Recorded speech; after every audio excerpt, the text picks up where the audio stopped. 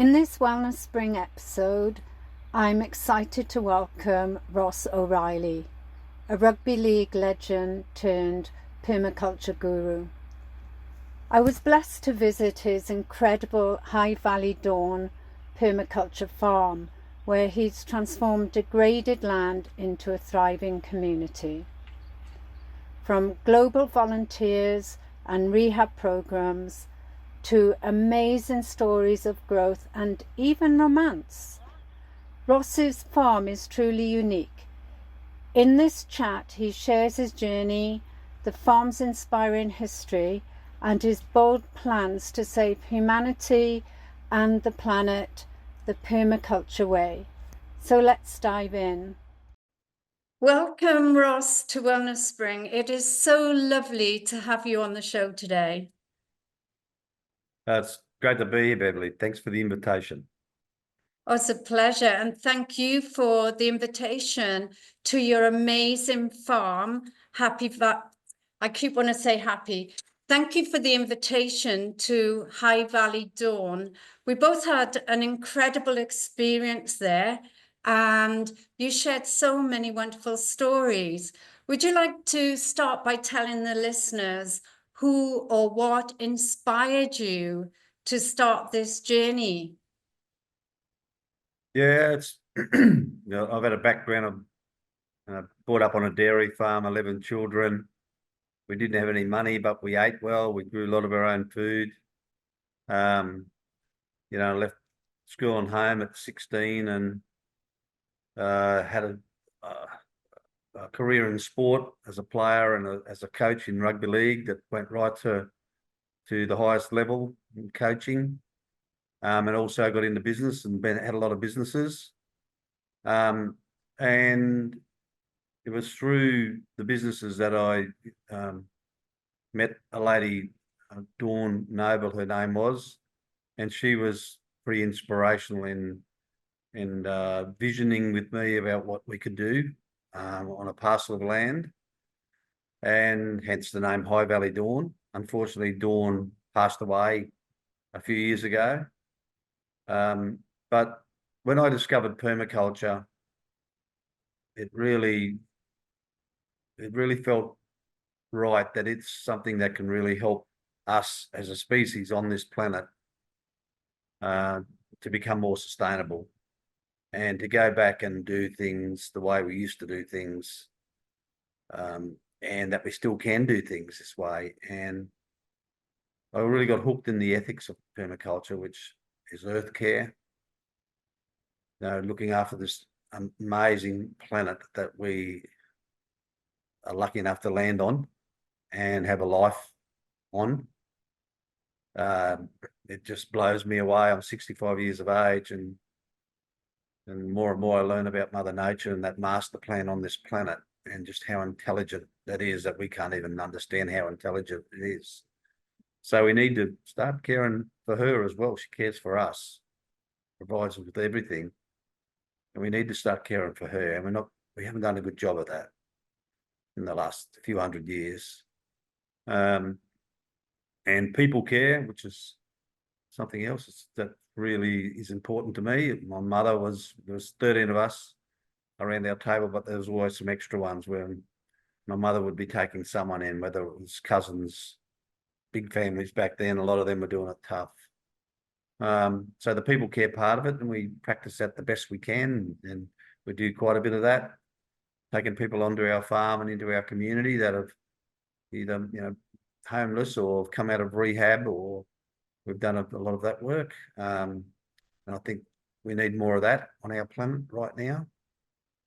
Fair share, sharing our knowledge, sharing our stories, sharing our produce, any surplus. And the last one that we've added is future care. Really caring about our future generations and what we can do now to give them the best opportunity to have a great life. Like, I think back to the start of my life and being on that dairy farm, and it was so good. And if we keep going the way we are on this planet, I don't believe it's sustainable. the way we do agriculture, just the way that we live, the lack of care for each other. So yeah, that's really got me on this journey of creating High Valley Dawn. And 8 years, it was a bush block. There was nothing there, and what we've created over the last 8 years with the help of some really amazing people. Wow, that's amazing. And everything you say truly resonates with me, because people have started disrespecting Mother Earth. And as you said, if we don't start looking after the land, there's going to be no future generations. And I personally believe how you treat one person or one thing is how you treat everything.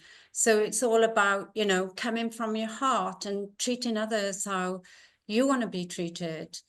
And as when we met on your lovely farm, we told you that we'd been traveling around Australia looking for land to make a holistic retreat, but we were devastated with the amount of degradation that we saw. We were heartbroken.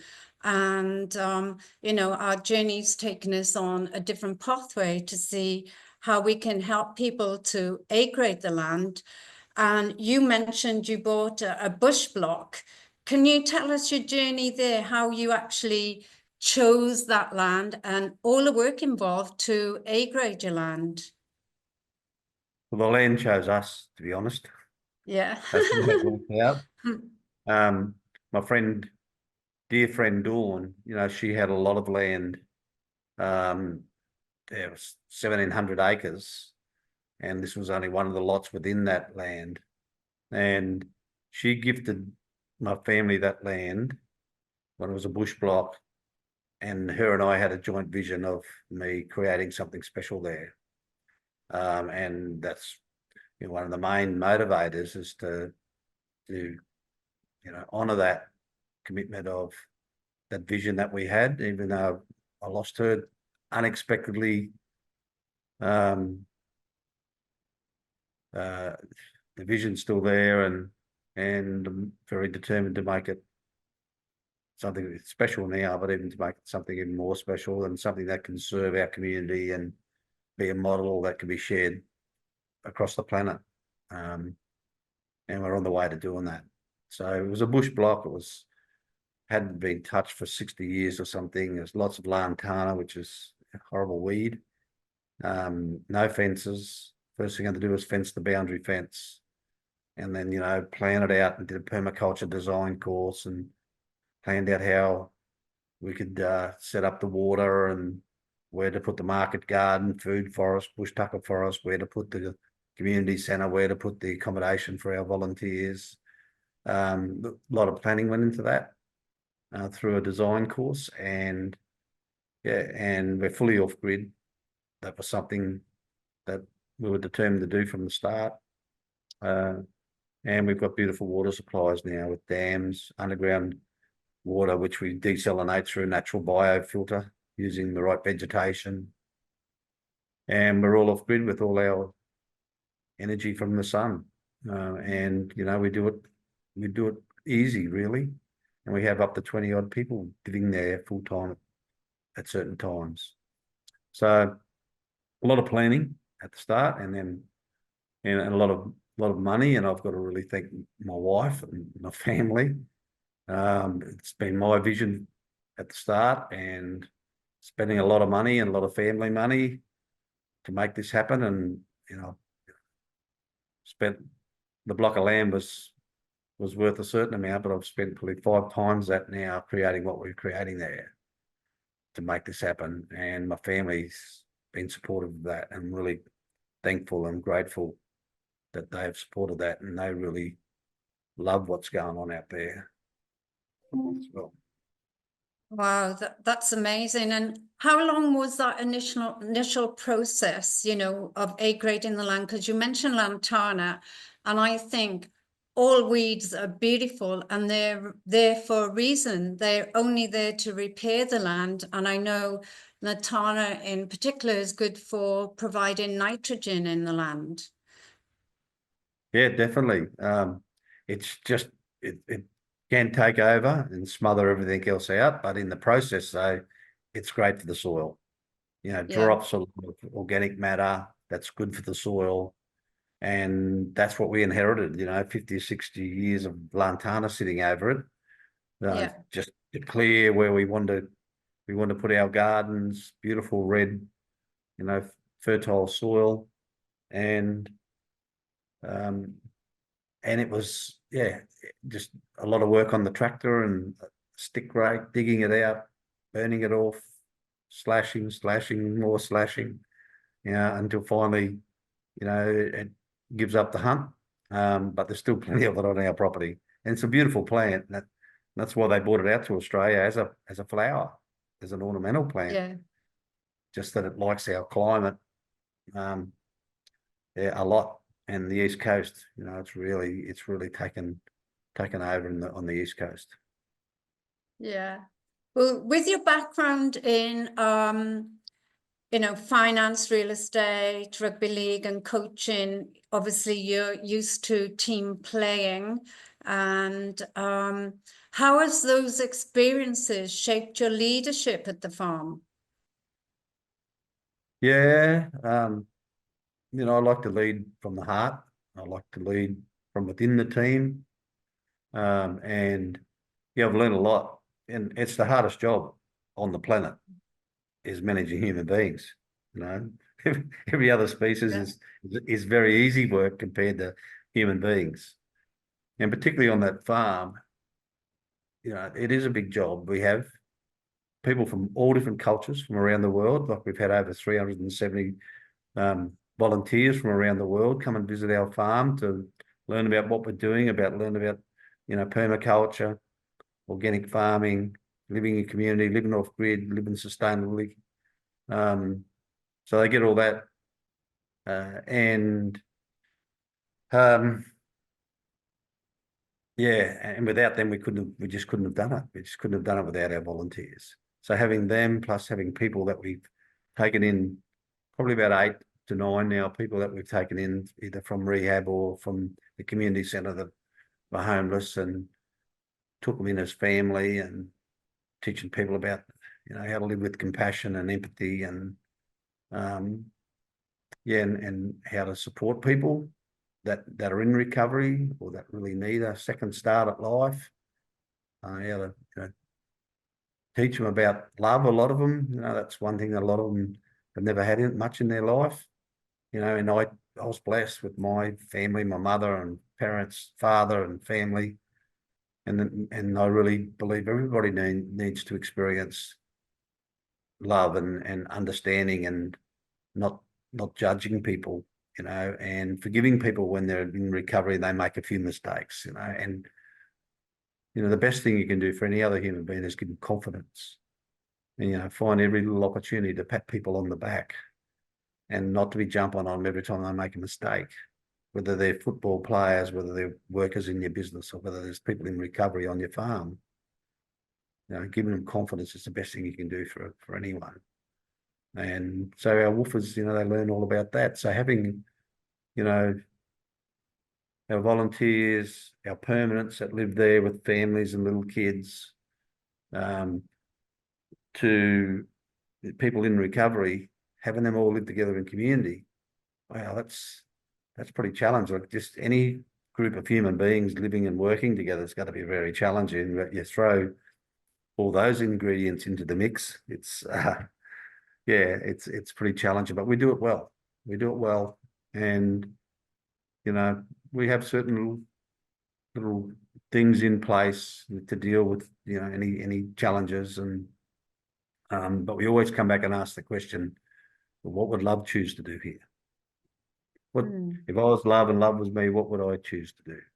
And that's something that I use that a lot, and we tend to use that on the farm, that to come to look at it from a place of love, and you go and get the right answer. Yeah. I know you've traveled the world, and over the years I've met many spiritual gurus and teachers and leaders, and I'm sure that's helped shape your leadership as well. and I know you want to share your teaching. So I'm just curious, so why did you choose, or did the universe put drug and alcohol addicts going through recovery in your pathway? Because I was ready for it, I think. And Yeah. that goes back to the question you asked about all those other jobs with, owning businesses, having staff, training staff, coaching rugby league at a professional level, and getting into self-development. The best investment you'll ever make is investing in yourself. And I was very, very lucky that when I got into coaching, I got into studying a lot about coaching, all the different coaching levels, and sports medicine and strength and conditioning, and sports psychology was the one that really kicked me off into trying to work out more about myself and understand myself, and went through some self-realization, and also how I could learn how to better serve other human beings and coach other human beings, or empower other human beings to be the best version of themselves. And that led me into getting into self-development and my own self-development. And once I got started on that, I couldn't stop. I had this hunger. But I just wanted to learn more and more. It was something I'm really, really interested in. And, I did all the Tony Robbins stuff, and worked for him at one of his retreats here, one of his big events in Australia here, did his leadership. That was in my early days. And then, got into a lot of spiritual development too, and living in the now and the power of now. So went to Eckhart Tolle's retreat and a number of gurus. And yeah, and I still, I remember setting a goal when I was 35 that I wanted to study in some capacity every day for the rest of my life to learn how to be a better human being. And then I do that.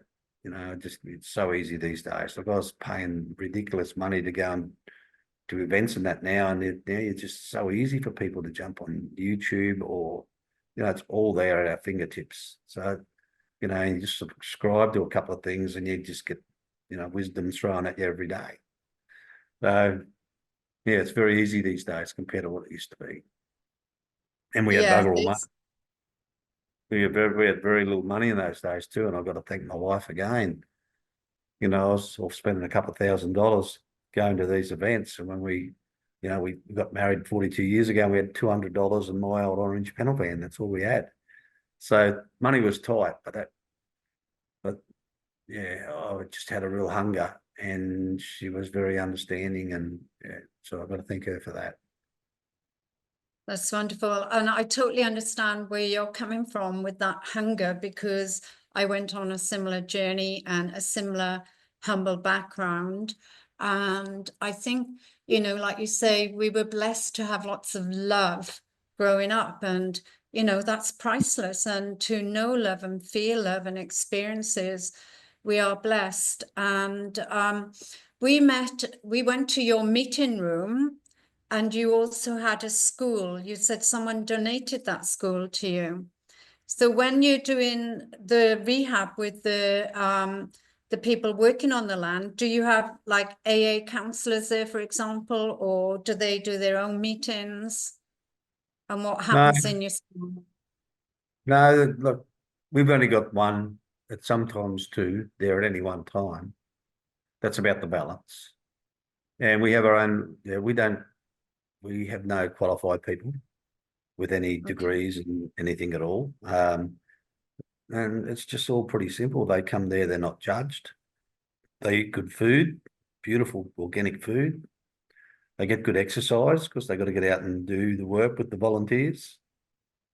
And they're not judged, and they're accepted into the community, and they're loved. And every week we have a team meeting where an Aboriginal talking stick goes around, and everyone gets a voice. And everyone talks about what's been great for the week and any challenges they may have, whether it's personal or within the community or with the work or anything at all that they feel they need to share. Or, if they're up to sharing anything personal that may be weighing them down. And it's really, really healthy for them to do that, to say, look, I haven't been myself. This is the reason, because then it takes all the pressure off the other people in the community to think, well, maybe I did something wrong. Like, it's all about communication, and having that weekly meetings powerful. And yeah, there's lots of emotion there at times. There's lots of tears, but people are healing, and you know, circle work is very, very, very healing. Yeah, so that's probably, and then I've got some other really good people on that farm as well that, you know, that are very, very good for people to go and have a chat to go and share stuff with. And I'm always available for them as well to just sit down and help them work through their challenges. And, you know, the thing that I really like to teach them is, but everything that's happened in our past, whether it's been good experiences or tough experiences, challenging, it's all happened for a reason. And we've just got to be wise enough to work out why that has happened, and to find the lesson, the blessing, the gift, and the learning in every one of those tough situations, or mistakes that we've made, the poor choices that we made, which we're going to make as a human being, or poor choices other human beings have made. And, you know, and to honour the lesson that we got out of that, and then they can let that go. And to let that go is very, very, very healing, and to be supported in doing that is very important. And then they can be more in the moment and more in the now, and then they can then be free without all the blockages from their past, or the anxiety and fear from the past. They can look down their timeline and see a good future for themselves, and we help them with that. Like visualization, I learned in sport and sports psychology how powerful visualization is. It's the same in life, and you can't look. A lot of people can't look down that timeline because, yeah, it's just too hard, because they're still carrying so much from the past. And so many of us are victims of the past, and we just need to learn how to deal with that in a really positive way. And, you know, and with a lot of these people that are coming out of rehab, and, you know, and even some that have, one that's come from the prison, you know, he's doing amazing things in this community now. Incredible. You know, to be able to let go of that is hugely important. And then to help them work out, you know, a really good vision, and to help them, you know, convert that challenge and that lesson, that blessing, that gift, and that learning into the better good. And with those people, they've more qualified than someone with, you know, 3 degrees, you know, about helping people recover when they've been there and get through it themselves. And when you can get them motivated to become someone else that can get out in the community and help others, they heal. They become a role model, and, you know, there's a very good chance they'll never go back and relapse. And that has been one of the best parts of that farm for me, that we've had a number of them now that have been out running AA and NA meetings in our region, and 2 ladies, that came to the farm. One had 6 months in the rehabilitation centre. 6 months is a long, long time. 2 ladies both got jobs back there at that rehab centre, been out running meetings, out in the community, doing good stuff, helping others, and now they've landed jobs back in the rehab centre. That to me is just, yeah, that's the best.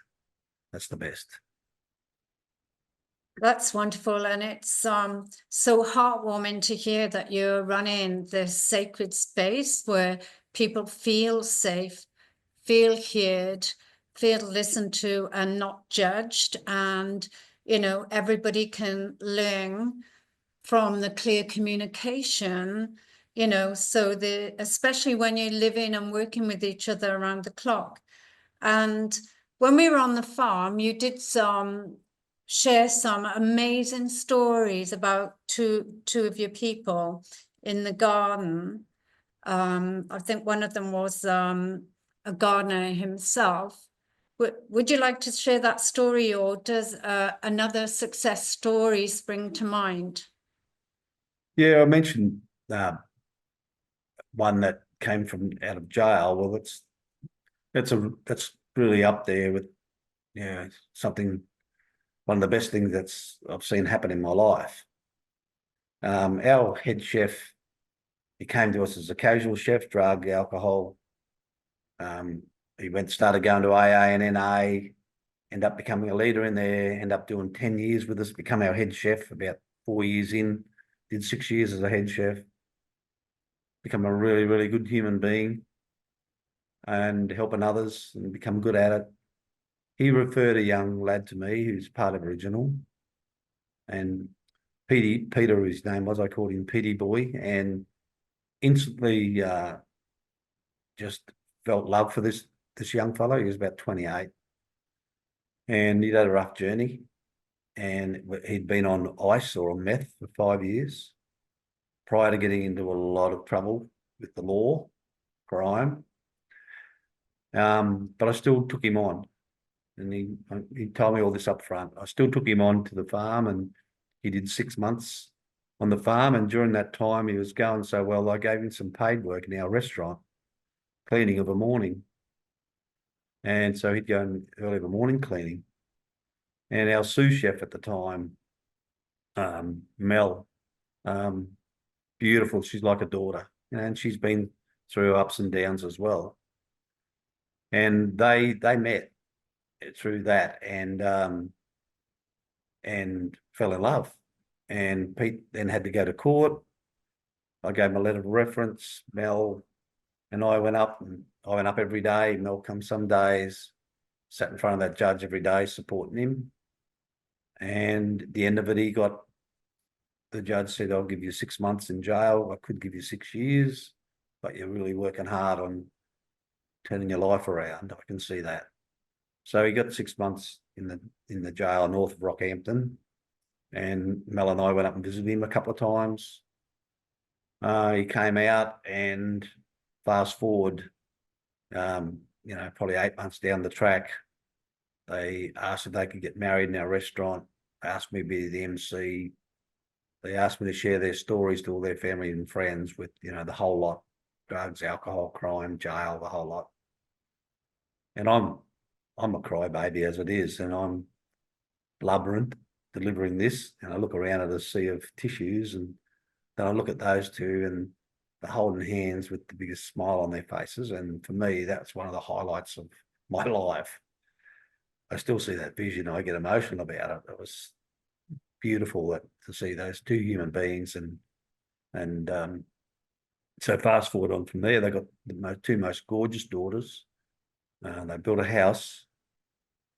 Pete's got a really good job, and he's been running the AA and NA meetings at Emu Park here for quite some time now, and is sponsoring a number of people. That means that he sponsors them or mentors them through the 12-step program. And I go to him for advice now. I go to him and ask him for some advice, on how to deal with different people. He's become a very enlightened human being. And and he reminds me, the first thing I said to him when I met him that day, and we sat in a restaurant, it was busy that day, he said, he remembers more about than me. He said that I said to him, Pete, I know, I can feel that you've got lots of love in that heart of yours. My job's just going to be to introduce you and get you acquainted with that part of you that you probably don't even realise you've got. And I can't remember saying that, but he told me he's never forgotten those words. And he said we both had a good cry in the middle of a busy restaurant at that point in time. I do remember most of it, but so, and to me, that's the part of permaculture I think is underdone. The people care part of it. I think I haven't found anybody that's doing anything close to that in the people care ethic number 2. And I think it's as much needed as the need for us to start loving this mother of ours, this beautiful planet, and give a little bit back to her. I think it's even more important that we actually do that to our fellow human beings. And, and I always hold the hope that we will eventually have a day where have a time when there's peace and harmony, and people are living with just being kind, love and kindness. We've had some amazing beings visit this planet that have taught nothing but that. Love and kindness, treat your fellow man like you'd like to be treated, and to forgive. And there's two masters that come to mind that have taught that, Jesus and Buddha. That's exactly all they really taught. And I just think we need more of that, simplify it and just have more of that in our world. And that's probably sums up a lot of what the part that we do out there. And it's not always easy. It's hard work. There's challenges, and people have their bad days. We all have our bad days. But when you get those results out the other side, see people come out the other side and go out and start serving in our community, like, makes it all worthwhile for sure. Oh, that's really wonderful that you're sharing about helping humanity, and from working with people from different walks of life has enriched your experience and perspective. And not many people get that opportunity to learn and grow from, people that you wouldn't expect. Yeah. Well, you learn so much from them, and it becomes easy. Even with my rugby league coaching days, I could tell very quickly whether a young man had grown up with a very empty love tank compared to one that grown up with a quite full love tank.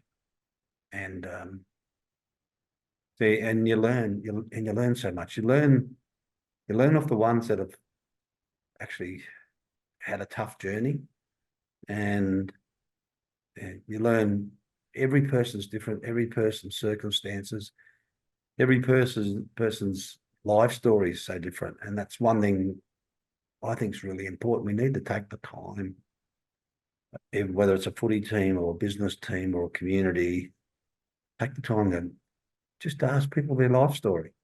People like telling their story, and it just builds so much rapport and trust and commonality, just by getting people's stories. And then, and my mother used to say that, you walk in someone else's shoes and you'll find love in their heart. And I think that's really, really true, and a good lesson. Yeah, that's a really beautiful way of putting it, to walk in someone else's shoes, and just to imagine their hardship and their experiences and the challenges, like you said. So because you're so passionate about helping community and the planet, what do you see as the next steps for your mission at the farm? Yeah, well, funny you should ask that, and I don't want to divulge too much, but certainly looking into taking it to the next level, to create a permaculture village, Wow. to subdivide our 140 acres, not all of it, just small lots, 1.5 acres on average, lots around the property, with their own remaining off grid, with their own microgrid. We've got plenty of water in different forms. We've got everything established in regards to market garden, food forest, bush tucker forest, organic cattle, sheep, pigs, chickens, ducks, turkeys, geese. So all that will then become the body corporates. Will own that, and will run that. It's a way for me to step back and just keep one lot out there. And this is early days of doing some feasibility studies on it, doing some investigation. Just 2 weeks ago, I visited 3 eco villages down south. Went to a 2-day retreat on community governance, just to get more educated on it. work our way through whether this is possible. I had the most positive meeting with the mayor and his deputies and councillors 2 weeks ago, and just asked them what they thought about it, about creating this community, this permaculture village where families could be living there, growing their own food on their own big lot, but also have access to all the community gardens and food forests and being, in control of our own, keeping down all the infrastructure costs because we could be in charge of our own roads, build our own roads. We don't have to do a lot. The roads are pretty well there. We're doing our plan around those existing roads, but and not having services come onto the land because we'd be fully self-sufficient in that regard. They were over the moon. And I'm planning the picture. Well, look, we get the model right here. We can create this. This shire's got everything else.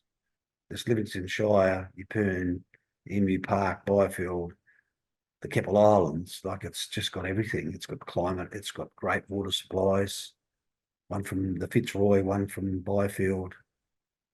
It's got the beauty of the islands out the front. It's got tremendous climate, got the land, and it's got the community. That's a really, really good community. It's growing quickly, but it's a really good community. And if we could replicate that over time, where we could become more resilient as a shire, more self-sufficient as a shire, not rely on all our imported food and all our energy, which I think is going to be a problem, a big crisis looming. And even our food and energy are the two things. I think that's two of our biggest worries going forward on the planet, our next two biggest worries, I think. But if we can build a shire here and have 30 or 40, villages with 30 or 40 families living in those villages and living, with permaculture ethics, what an amazing shire it would be, and what a shining light and leading light for the rest of the country, and maybe to the rest of the planet. So that's a big vision, but I just believe in seeing, believing, getting down your timeline and just seeing what that looks like and feeling what it's like as if it's already happened is a powerful thing to do. Yeah. And I just believe. Sorry. No, I got goosebumps while you were saying it.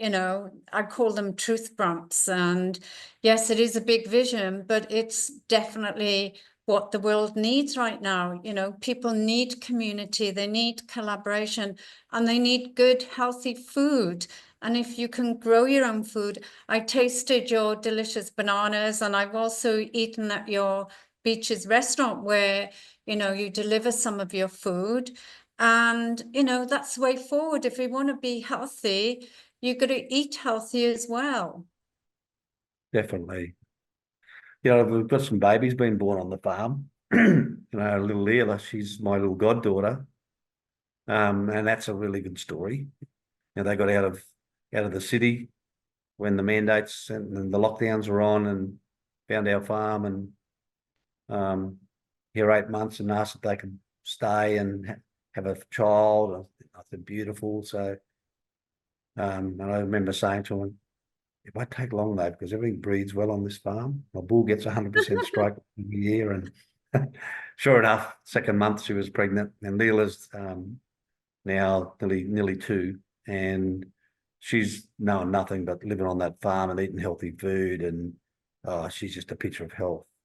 She's got the best lifestyle ever. I really believe that's what we need to do for our future generations. We need to at least give them the opportunity. And